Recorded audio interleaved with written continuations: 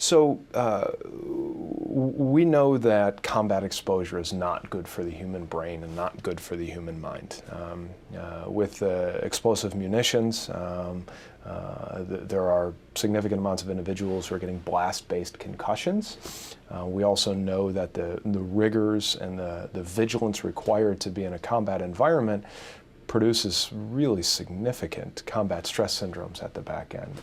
It is not uncommon for our patients that we see in the VA who are typically 2 to 3 years removed from the combat environment and a year removed from their DoD activity once they're in our outpatient clinics, to have some combination of a history of a traumatic brain injury as well as some pretty significant combat stress syndromes.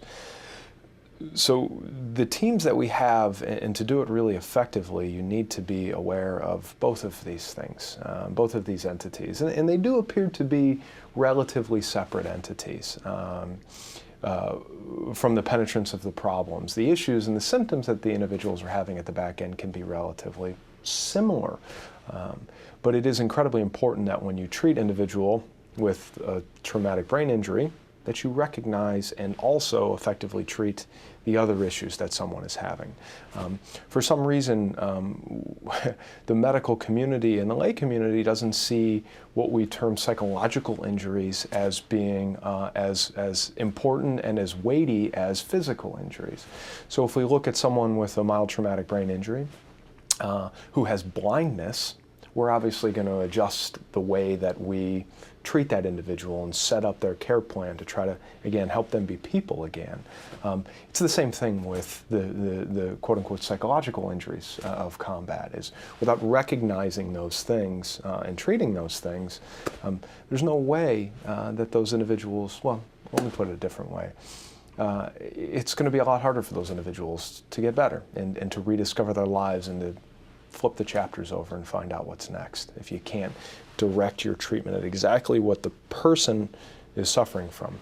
So when we talk about trying to figure out what the psychological burden that somebody is carrying, be it an anxiety-based disorder like a combat stress syndrome or be it depression, it's important where it comes from, i.e. is it from a TBI, is it from the PTSD, is it from substance abuse, to help treat those things. So when somebody has a TBI, and if they've got significant neurocognitive issues, the pathways that you're going to use to treat the PTSD are going to be different. The counseling-based sessions, the cognitive processing therapy, and the CBT, and the different things that we use to try to help them get better, they don't have the cognitive skills necessarily to fully engage in those things. We need to build those pieces up over time. You touched upon sleep a bit.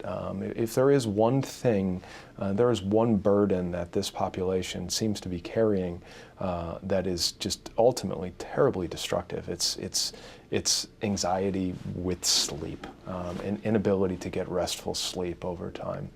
We know that both traumatic brain injury and PTSD can negatively impact our ability to get restorative sleep. And as you talk to these young men and these young women who have served our country in the outpatient clinics months and years afterwards, their sleep patterns are just devastated. So without an ability to kind of get into there and really help them get to sleep again and to restore, it's really challenging to help them.